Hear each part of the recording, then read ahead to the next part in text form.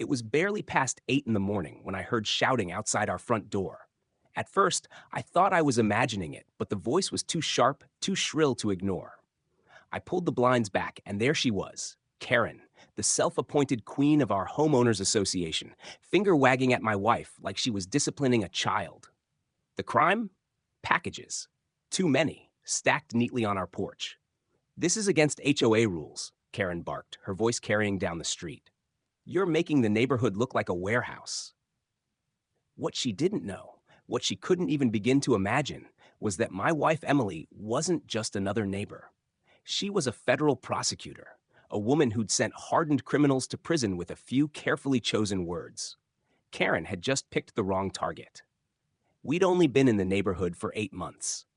Emily and I loved the quiet streets, the wide sidewalks, the maples that blazed red in the fall. It was the kind of place where you expected friendly waves and kids on bikes. But every paradise has its serpent, and ours was Karen.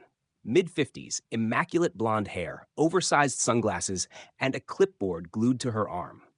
She thrived on control, swooping down on anyone who broke a rule, or even one she invented on the spot. That week, Emily had a flood of deliveries, documents, and sealed exhibits for upcoming trials. By the time she'd finished her second cup of coffee, half a dozen packages sat neatly on the porch. To us, it was nothing unusual. To Karen, it was the apocalypse. I heard her heels clicking up the walkway before I saw her. "Emily, this is completely unacceptable," she snapped, pointing at the boxes as if they were radioactive. Emily, mid-signature on another envelope, looked up and smiled calmly. "Good morning to you too, Karen." Karen jabbed her clipboard like a weapon. "I'll be issuing a written notice. If this continues, the HOA will fine you heavily." I started to step forward, ready to defend my wife, but Emily didn't need saving. She raised an eyebrow, her tone measured. "Are you telling me the HOA has an official policy on the number of packages a homeowner can receive?" Karen blinked. "It's implied. Excessive deliveries attract theft." "Could you point me to the exact clause?" Emily asked softly. Karen's lips tightened. "It's common sense." "Then please send me the written policy," Emily said, turning back to her packages. "I'll be happy to review it."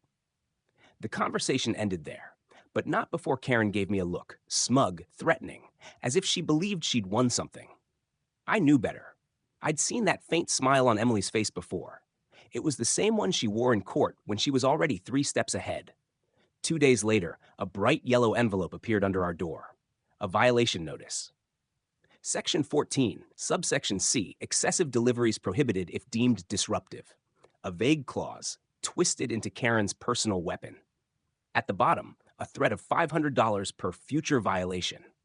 Emily sipped her coffee, reading it once. "Interesting," she murmured, sliding it into a growing file. That was Karen's mistake, thinking Emily would be intimidated. What she didn't realize was that every word, every false claim, every trespass was evidence, and Emily was patient. She let Karen dig her own grave. The harassment escalated. Rumors spread that Emily was running an illegal business out of our home. Neighbors whispered about knockoff handbags and shady shipments. Then came the photos. Karen and her allies standing at the edge of our driveway with clipboards, photographing the packages like they were building a criminal case. Emily caught them on camera and reminded Karen she was trespassing. Karen only smirked. "You can lawyer all you want, but this neighborhood has rules. There will be consequences." Emily's reply was chillingly calm. "I'm counting on that." The turning point came at the community clubhouse. During a disciplinary meeting, Karen called to humiliate us. Nearly 24 neighbors showed up. Karen projected photos of our porch, red circles around the boxes as though they were contraband. "These deliveries are excessive," she declared. "They attract thieves and violate community standards." When Emily finally stood, she didn't raise her voice. She didn't need to. "Could you please provide the exact wording of the HOA rule limiting the number of packages?" Karen stammered. "It's implied." "So there is no explicit rule," Emily pressed. Karen flushed. "It falls under aesthetic standards." "And the photos you displayed," Emily continued, "were taken on my private property without my consent. That is trespassing." The room murmured, neighbors shifting in their seats. Karen tried to regain control, but Emily wasn't finished. "Finally, you've spread false statements suggesting I run an illegal business. That is defamation. Under state law, that has consequences. By the time Emily sat down, Karen's power had cracked like glass under pressure. She had tried to put Emily on trial. Instead, she was the one being judged. But Emily wasn't finished. Days later, she walked into an HOA board meeting dressed in a tailored suit, her leather briefcase heavy with documents. She opened it, withdrew her badge, and laid it on the table. United States Department of Justice, federal prosecutor. The silence was absolute. Emily's voice was steady. While documenting the harassment I've endured from this association, I discovered irregularities in the HOA's financial records. Multiple disbursements with no receipts, duplicate payments, unauthorized withdrawals. She slid copies across the table. Karen's face drained of color. Emily didn't stop there. I've already submitted these findings to the state auditor and county prosecutor. Depending on the scope, this may fall under federal jurisdiction. In addition, I will be pursuing civil action for trespassing, defamation, and abuse of authority. Karen tried to laugh it off, but Emily leaned forward, her tone turning sharp. Karen, I've put people in federal prison for less. That was when the panic set in. Emily quietly rallied the neighborhood. One by one, people came forward with their own stories.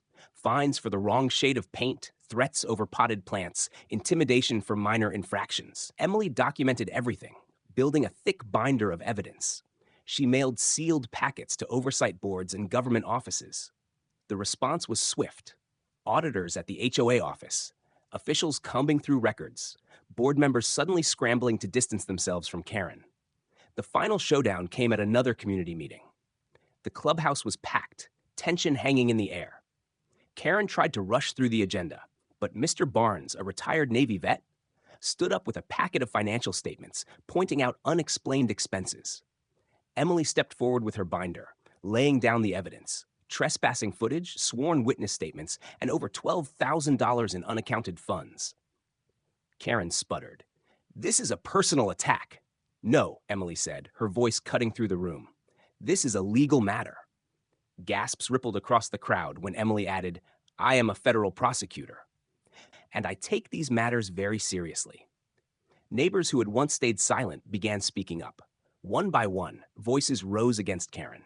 A motion was made. Hands went up across the room. Nearly unanimous. Effective immediately, Karen was removed as HOA president. Her reign was over, but Emily wasn't done. She filed the civil lawsuit, presenting every piece of evidence in court. Karen crumbled under cross-examination, admitting there was no rule against packages, no approvals for the fines she'd issued, no receipts for thousands of dollars in spending. The judge's ruling was decisive. Damages, legal fees, and a written public apology delivered to every HOA member. When the apology letter arrived, cold and begrudging, Emily pinned it to our corkboard like a trophy, proof that justice works. Karen's house went up for sale within weeks. She avoided neighbors, blinds drawn, her once commanding presence reduced to hurried glances and silence. By the time the moving truck pulled away, the neighborhood felt lighter. Kids played in the cul-de-sac again. People planted flowers. Rules were enforced fairly. One evening, Emily and I sat on our porch, coffee in hand, watching the sunset streak the sky in orange and pink. You know, I said, most people would have just paid the fines and moved on. Emily smiled faintly. And that's why people like Karen keep doing what they do. They count on no one standing up to them. I nodded slowly. Do you think she learned anything? Maybe, she said. But even if she didn't, everyone else did. And that's enough. The neighborhood would eventually forget Karen's name. But the story, how she tried to twist power and was dismantled piece by piece, would live on. And I knew, without question, that my wife was the one who held the rope the whole time.